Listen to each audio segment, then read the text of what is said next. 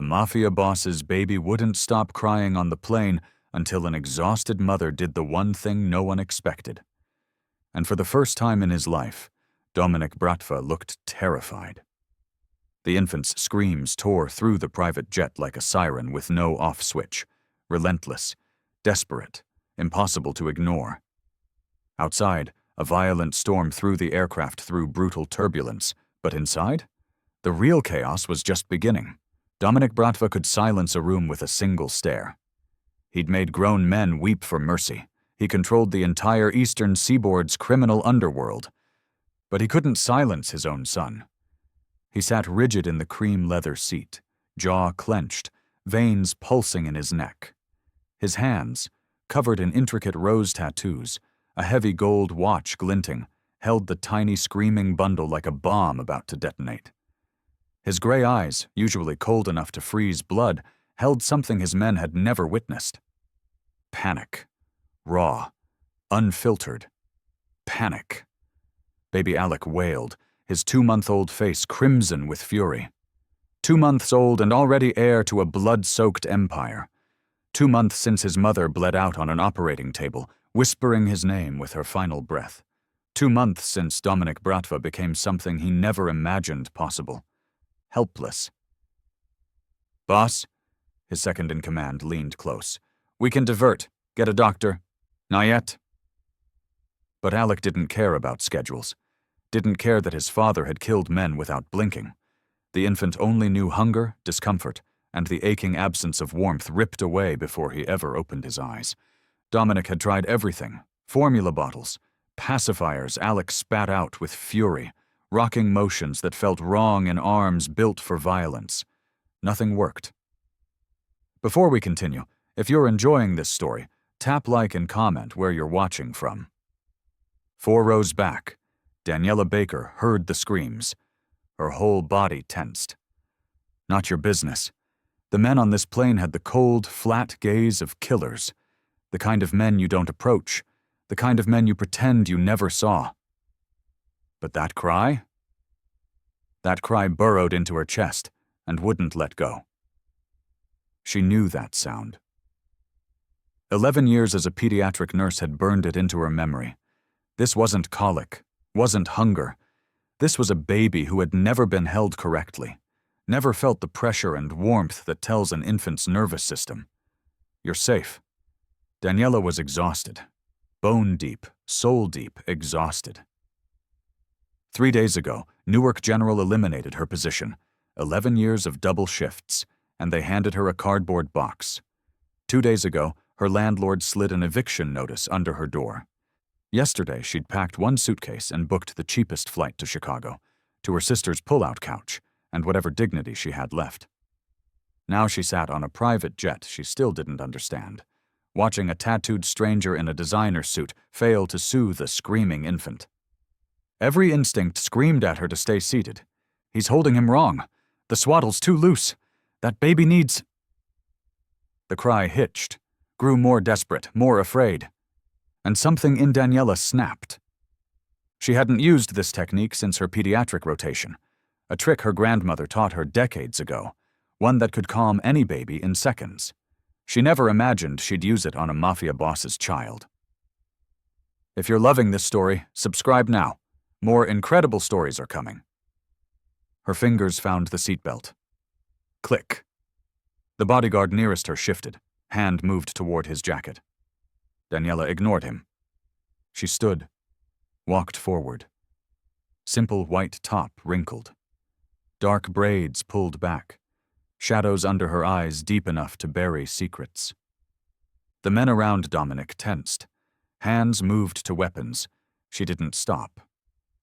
She reached his seat, looked down at the most dangerous man on the Eastern Seaboard. Their eyes met. In his gray gaze, she saw exhaustion that mirrored her own. Fear he would never admit. And beneath it, drowning, desperate, hope. Daniela's voice cut through the screaming. "Give him to me!" It wasn't a request. The wheels hit the tarmac, and Daniela was already unbuckling her seatbelt. Baby Alec slept peacefully in Dominic's arms now.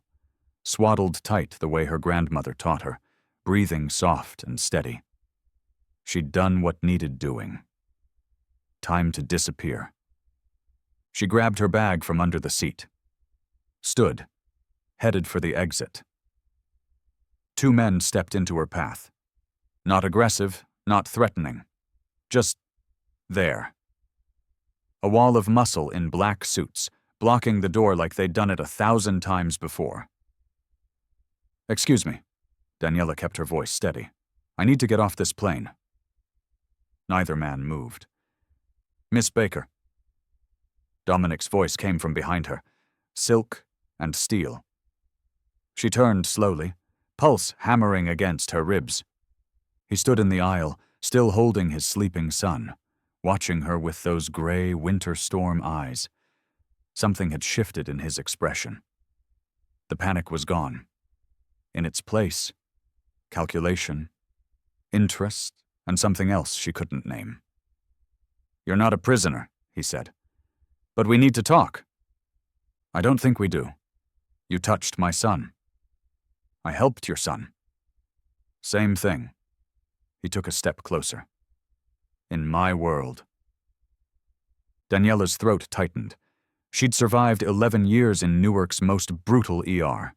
She'd held dying children, faced grieving parents who wanted someone to blame. But this man, this quiet, controlled predator, made her want to run. "There is an old tradition," Dominic continued. "Bratva code, centuries old. When someone soothes the air during a moment of crisis, a true crisis, they become dusha kranatel. I don't know what that means." "Soul guardian." His eyes never left hers.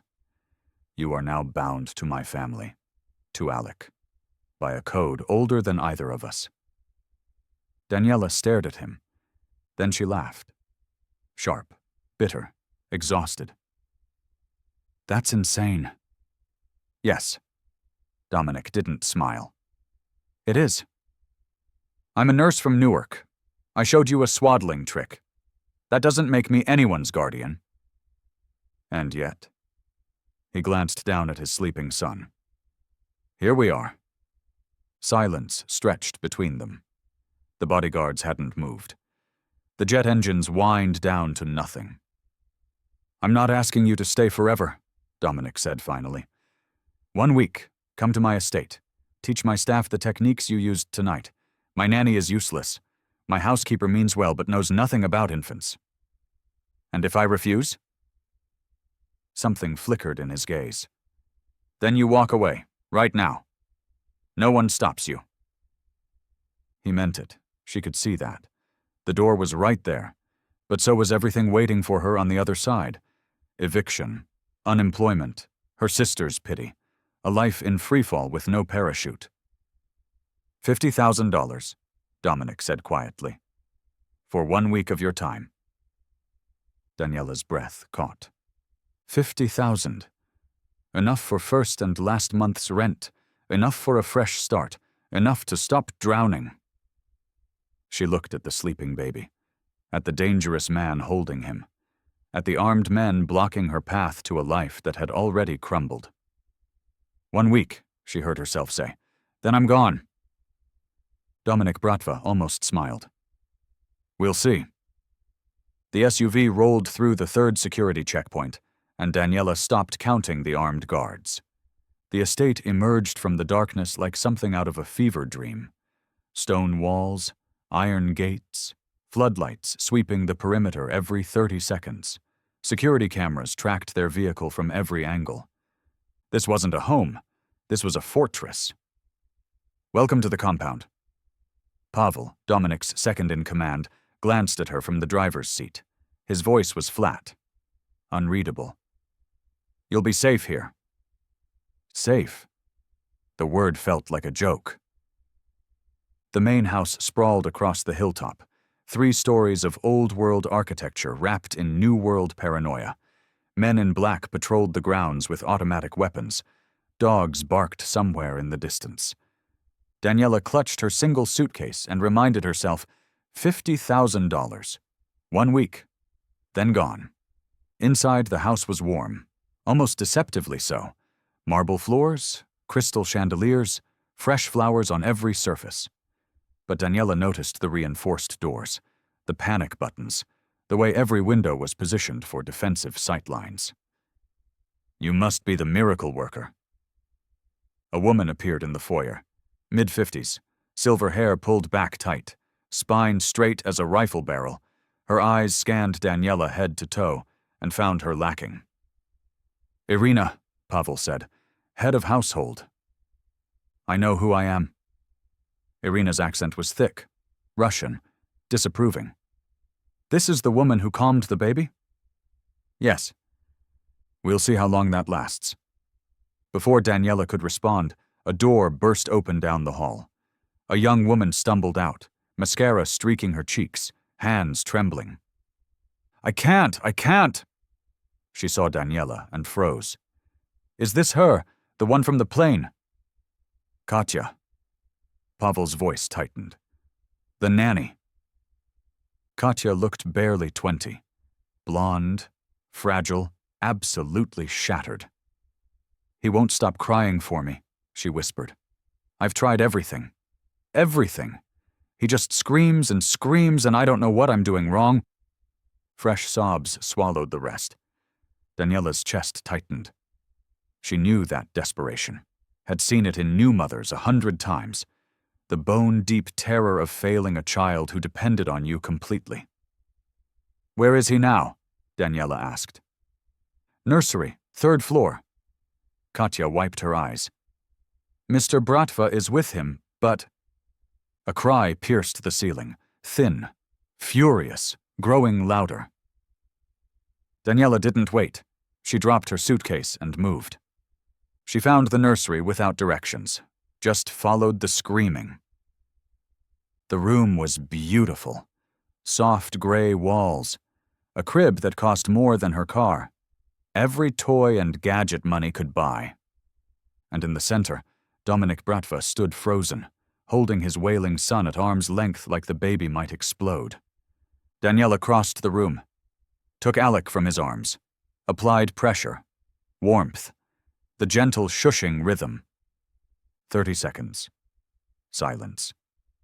She looked up. Found Dominic staring at her with that unreadable expression. "How do you do that?" "Practice."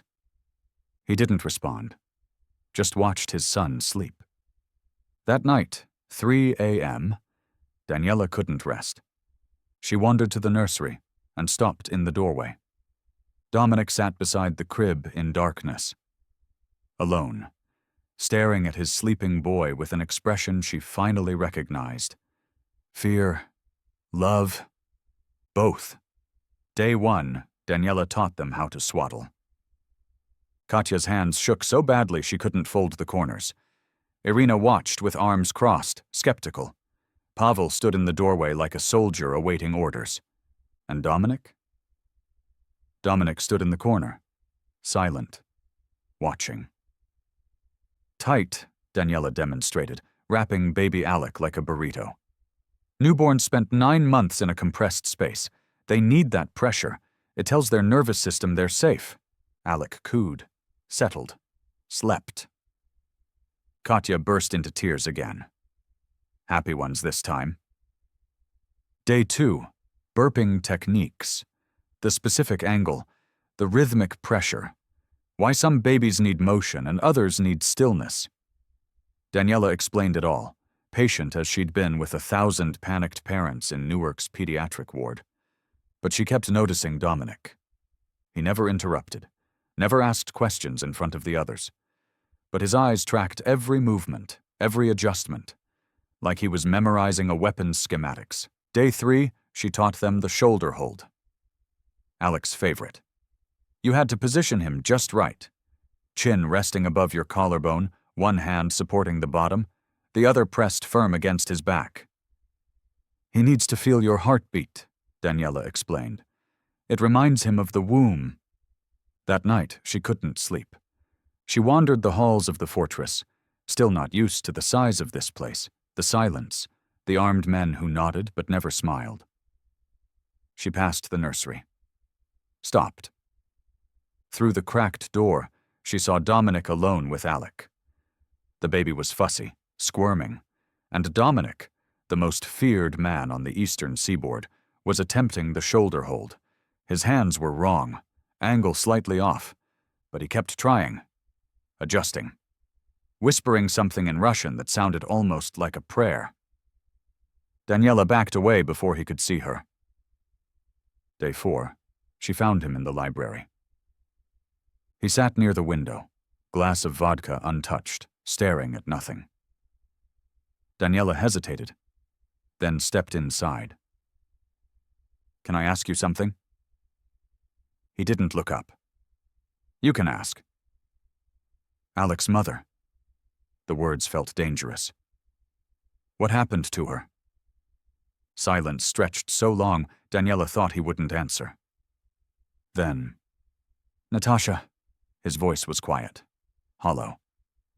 "She died bringing him into the world, complications, blood loss. The doctors couldn't stop it." Daniela's chest tightened. "I'm sorry."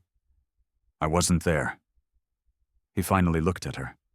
Those gray eyes held something raw, bleeding. "I was handling business, 300 miles away, closing a deal that doesn't matter anymore. She died alone, in a hospital room, calling my name." The guilt in his voice was crushing, a weight he'd carried for 2 months, maybe longer. "She was the only person who ever saw me," Dominic continued. "Not the boss, not the Bratva. Me, and I let her die alone." Daniela didn't have words. What could she say? What could anyone say? But she sat down across from him. And she stayed. Because she finally saw it. The father beneath the boss. The broken man beneath the monster. Pavel found her in the garden. Daniela had discovered the space behind the east wing, a hidden courtyard with roses that seemed impossible in this fortress of guns and concrete. She'd been sitting there, trying to remember what peace felt like. Then Pavel's shadow fell over her. "We need to talk." His voice was different, urgent. "Inside. Now." She followed him to a small office off the main hall. He closed the door, checked the window, then turned to face her with eyes that held no warmth. "You've been noticed." "What?" "Rival organizations. They know about you." Pavel's jaw tightened. "Word travels fast in our world. A woman who calmed the Bratva heir during a crisis. A Dusha Chronicle. People are asking questions." Daniela's blood went cold. "What kind of questions?" "The dangerous kind." He stepped closer. "There's a man named Viktor Volkov. He was Dominic's mentor once. Now he's his enemy, and he sees you as leverage." "Leverage for what?" "To destroy everything Dominic has built." Pavel's voice dropped. "Volkov lost his own family years ago. Blames Dominic. He's been waiting for a weakness to exploit, and now, I'm that weakness." Pavel didn't deny it. Daniela's hand started shaking. She'd survived Newark, survived Marcus abandoning her, survived losing everything, but this... "I need to leave." The words tumbled out. "Right now. Tonight. I'll disappear. He'll never find me. He'll find you within a week." Pavel's certainty was terrifying. "Volkov has resources you can't imagine. If you run now, alone, unprotected, you're dead." The room tilted. Daniela grabbed the desk to steady herself. 3 more days." Dominic's voice came from the doorway. She hadn't heard him enter. "Give me 3 more days. I'll arrange safe passage, a new identity, somewhere Volkov can't reach." "And if 3 days isn't enough?" His gray eyes held hers. "Then I'll make it enough." That night, sleep was impossible. Daniela wandered the dark halls until she found Dominic in the library. Same chair, same untouched vodka, same haunted expression. She sat across from him without asking permission. And they talked. Not about Volkov, not about danger, about before. Daniela told him about Newark, about the double shifts and the dying children and the fiancé who stole everything and vanished, about the dreams she'd buried so deep she'd forgotten they existed. Dominic told her about Moscow, About a boy who learned violence before kindness. About Natasha, the only light in his darkness. About the son he was terrified to love because everyone he loved disappeared. Hours passed. The moon crossed the sky. "I don't know how to be a father," Dominic admitted. His voice cracked. "I know how to kill, how to command, but not how to love." "You're learning," Daniela whispered. "I've watched you." Silence. Then dawn broke through the window, soft gold spilling across his face. Dominic leaned forward. Slowly, giving her time to pull away. She didn't.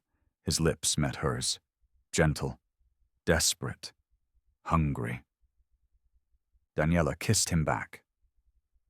And everything changed. The first explosion woke Daniela from a dead sleep. The window rattled. Alarms screamed. Red emergency lights flooded the hallway like the estate was bleeding. She was out of bed before her mind caught up, heart slamming against her ribs. A second explosion, closer this time, shook dust from the ceiling. "Alec!" She ran. The nursery door burst open before she reached it. Dominic stood there, Alec already in his arms, face carved from granite. Behind him, Pavel appeared with an automatic weapon she hadn't even known he carried. "Panic room." Dominic shoved the baby into her arms. "Now." "What's happening? Now." Pavel grabbed her elbow, already pulling her toward the stairs. Daniela clutched Alec against her chest, the baby wailing, confused, terrified, just like her. A third explosion rocked the foundation. Gunfire erupted somewhere outside, sharp, staccato bursts that sounded like the end of the world. "This way." Pavel dragged her down 2 flights of stairs, through a hidden door behind the wine cellar, into a steel-reinforced room she hadn't known existed. He slammed the door shut, spun the lock. 12 inches of solid metal between them and whatever hell was unfolding above. "Stay here." His voice was ice. "Don't open this door for anyone except me or Dominic. Anyone else." He pressed something cold into her hand. A gun. "You shoot." Then he was gone. The panic room had monitors. Daniela wished it didn't. She cradled Alec, rocking him, shushing him, trying to keep her breathing steady while her eyes stayed locked on the security feeds. Outside, chaos. Men in black swarmed the perimeter. Muzzle flashes lit up the darkness like deadly fireflies. Bodies fell. She couldn't tell whose. Then she found him. Dominic moved through the battlefield like death itself. No hesitation. No mercy. He fired, reloaded, fired again. A man rushed him from behind. Dominic spun, caught him by the throat, broke his neck with one savage twist. Daniela's stomach lurched. She'd known what he was. Of course she'd known. But knowing and seeing were different things. This was the man who'd kissed her at dawn, who practiced swaddling alone in the nursery, who confessed his guilt over Natasha with tears in his eyes. This was also a man who killed without flinching, whose hands were weapons, whose world ran on blood. Both things were true. On the monitor, Dominic took a bullet to the shoulder. Didn't slow down, kept fighting, kept killing. And Daniela realized, with horror, with wonder, with something she couldn't name, that she was falling in love with him anyway. 40 minutes later, silence. The door unlocked. Dominic stepped through, blood soaking his shirt, face spattered with things she didn't want to identify. "It's over." His voice was hoarse. "They're gone." "What did they want?" "To send a message." His jaw tightened. "Volkov knows where we are, knows our defenses. This was a test." "Did we pass?" Dominic's eyes found hers. Dark, haunted, honest. "Not yet." Dominic found her in the nursery at dawn. "I have to go." Daniela's chest tightened. She'd been dreading these words since the attack. "Where?" Intel came through. Volkov is meeting a rival boss 3 hours north. Neutral territory. His jaw flexed. If I can intercept him, end this, you'll be safe. And if it's a trap? Silence. They both knew the answer. Dominic crossed the room, cupped her face with hands still bruised from the night before. Pavel stays here with the security team. The panic room is stocked for a week. If anything happens, nothing's going to happen. He kissed her. Hard. Desperate. Like he was memorizing the taste of her. 3 hours, he whispered against her lips. I'll be back in 3 hours. Then he was gone. 90 minutes later, the power went out. Daniela was feeding Alec when the lights died. Emergency generators kicked in. Red glow flooding the halls, but something felt wrong. The silence was too complete. No footsteps, no radio chatter. She found Pavel in the hallway. His face was pale. Underground tunnel, he said. They came through the basement. We didn't even know it existed. Gunfire erupted from somewhere below. Go. Pavel shoved her toward the back stairs. Service exit, into the woods. Don't stop until you reach the road. What about you? Go. Daniela ran. Alec screamed against her chest, sensing her terror. She clutched him tighter, bare feet slapping marble, heart exploding in her ears. She burst through the kitchen and found Irina. The old woman stood at the back door, a shotgun in her weathered hands. Her eyes met Daniela's. No fear.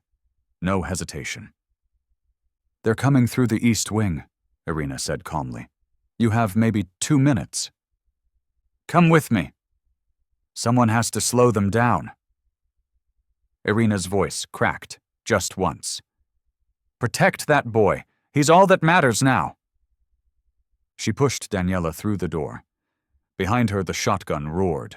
Daniela ran into the darkness. Trees swallowed her. Branches clawed at her arms, her face. Alec's cries echoed through the forest like a beacon. Here we are! Here we are! Come find us! But she couldn't stop, couldn't hide, could only run. The tree line appeared ahead. Moonlight, open ground, the road, almost there. Almost. A figure stepped from the shadows. Daniela skidded to a halt. He was older than she expected. Silver hair, elegant coat, eyes that held the patience of a predator who'd already won. Viktor Volkov smiled. The Soul Guardian. His accent was thick, amused. I've heard so much about you. Daniela backed away. Her arms tightened around Alec. Stay away from us. I'm not here for the child. Volkov tilted his head. I'm here for what the child represents. Dominic's weakness. His heart. Men emerged from the trees. 6. 10. More. He'll burn the world for you, Volkov said softly. And that's exactly what I'm counting on. Darkness swallowed her. Daniela woke to cold concrete and the smell of rust. Her head throbbed. Her wrists burned. Zip ties, she realized, cutting into her skin. She was slumped against a metal pillar in what looked like an abandoned warehouse. Industrial lights flickered overhead. Water dripped somewhere in the darkness. Alec. Panic seized her throat. She jerked upright, scanning the shadows, and found him. The baby lay in a portable bassinet 10 feet away, sleeping, unharmed, guarded by a man with dead eyes and an automatic rifle. He's fine. Volkov's voice echoed from somewhere behind her. For now. Footsteps, slow, deliberate. He circled into view, still wearing that elegant coat, hands clasped behind his back like a professor about to deliver a lecture. You're stronger than I expected. He studied her with clinical interest. Most women would be hysterical by now. What do you want? Straight to business. A thin smile. I respect that. He pulled a metal chair from the shadows, positioned it precisely 3 feet from her, and sat. Crossed his legs, made himself comfortable. The terms are simple, Volkov said. Dominic signs over everything. Territories, accounts, soldiers, the entire Bratva operation, transferred to my control within 24 hours. And if he refuses? Then I kill you both. No emotion, no threat, just fact. Slowly, while he watches. Daniela's stomach clenched. She'd expected rage, violence, a monster foaming at the mouth. This was worse. Volkov was calm, controlled, a man who had made peace with what he was about to do. You don't know him, she said. He won't. I know him better than anyone alive. Volkov's eyes sharpened. I made him, pulled him from the gutters of Moscow when he was 17, taught him everything, how to fight, how to lead, how to kill without hesitation. A pause. He was like a son to me. What happened? Silence stretched. Ambition happened. Volkov's voice dropped, hardened. Dominic wanted more than I was willing to give, so he took it, staged a coup, turned my own men against me. His jaw tightened. In the chaos, my wife and daughter were killed, caught in the crossfire of a war he started. Daniela's breath caught. So, you see, Volkov continued, this isn't business. This isn't about territory or money or power. He leaned forward, close enough that she could see the grief carved into the lines around his eyes. This is balance. He took my family, now I take his. I'm not his family. You're his heart. Volkov smiled, cold, knowing, certain. The Dusha Kronitel, the woman who calmed his air, the woman he kissed at dawn. He tilted his head. Yes, I know everything. Daniela's blood turned to ice. You're not just leverage, Miss Baker. Volkov stood, brushed invisible dust from his coat. You're a symbol, and symbols must be destroyed. He walked toward Alex Bassinet, let his fingers trail along the edge. 24 hours. Then he disappeared into the shadows, and Daniela began to plan. The warehouse doors groaned open. Dominic Bratva walked in alone.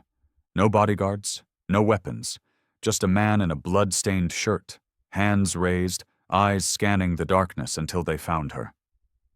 Daniela. Their gazes locked. 1,000 words passed in silence. I'm here. I'm sorry. I'll get you out. The mighty Bratva boss. Volkov emerged from the shadows, clapping slowly. Reduced to a beggar. Dominic didn't flinch. I have what you want. He reached into his jacket, slow, deliberate, and pulled out a leather folder. Tossed it across the concrete floor. It slid to a stop at Volkov's feet. Everything, Dominic said. Territories, accounts, soldiers, signed, notarized, legally binding, the entire operation, transferred to your control. Volkov picked up the folder, flipped through the pages.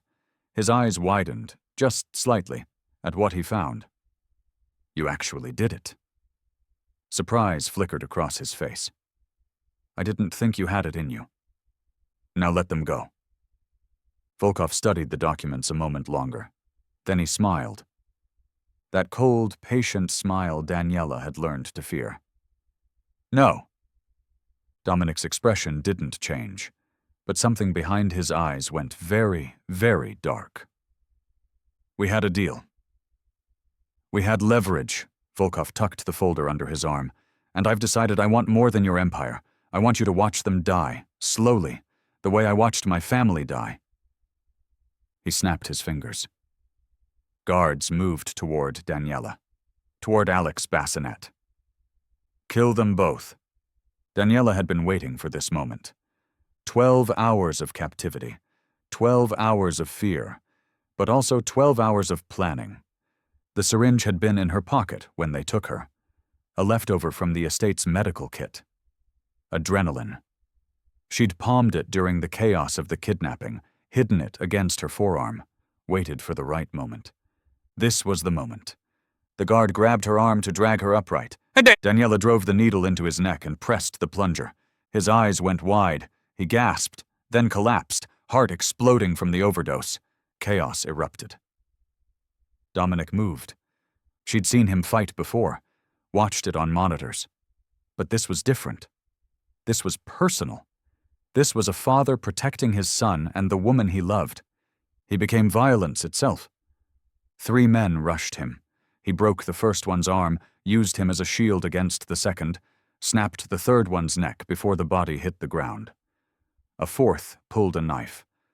Dominic caught the blade with his bare hand, ripped it free, buried it in the man's chest. Blood sprayed. Bodies fell.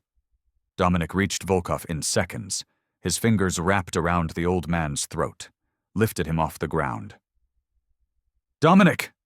Daniela's voice cut through the carnage. "Stop!" He froze, eyes wild, chest heaving. "Not like this." She moved toward him, stepped over bodies, touched his arm. "Not in front of Alec." Silence. Dominic looked at his son, still in the bassinet, crying, but alive. He released Volkov, let him crumple to the floor, gasping. Then he picked up Alec, took Daniela's hand, and walked out. 3 months later, Daniela woke to silence. Not the tense silence of the fortress, where every creak meant danger, every shadow hid a threat. This was different. Peaceful. The kind of silence that came with safety. She lay still for a moment, listening. Birds outside the window. Wind rustling through maple trees. Alec babbling in the nursery down the hall. And somewhere below, the smell of coffee. Home. The farmhouse sat on 40 acres of Vermont wilderness, surrounded by mountains and absolutely nothing else. No guards, no cameras, no reinforced doors. Just white clapboard walls, a wraparound porch, and more stars at night than Daniela had ever seen.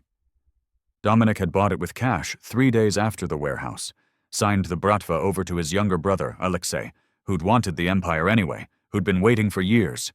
Let him have it all. The territories, the soldiers, the blood. Dominic kept nothing. And somehow that made him richer than he'd ever been. They married on a Tuesday. No church. No guests. Just Pavel, who'd survived the breach with 3 cracked ribs and a bullet graze. Katya, who'd arrived 2 weeks after them, tearfully asking if they needed a nanny. And a local justice of the peace who asked no questions and accepted cash. Daniela wore a white sundress she'd found in town. Dominic wore jeans and a flannel shirt, the first time she'd ever seen him without a suit. He looked younger, lighter, free. Alec slept through the entire ceremony, nestled in Katya's arms. "I do," Dominic said, and his voice cracked on the words. "I do," Daniela whispered back. And just like that, she became his wife. 1 week later, an old man arrived. Daniela watched from the window as the black sedan pulled up the dirt road. Her heart seized, old reflexes dying hard, but Dominic placed a hand on her shoulder. "It's okay. I've been expecting him." The elder was ancient, white-haired, walking with a cane. He spoke with Dominic on the porch for 20 minutes while Daniela stayed inside, watching. When the old man left, Dominic came to find her. "Svoboda," he said quietly. "Freedom. The families have granted it. My sacrifice was total enough, public enough, that they've erased me from the game. I'm no longer a player." "What are you now?" He smiled. "A ghost." The autumn afternoon was golden. Daniela sat on the porch swing, wrapped in a blanket, watching Dominic in the yard. He held Alec's tiny hands above his head, guiding the 5-month-old through wobbly steps across the grass. "That's it," Dominic murmured.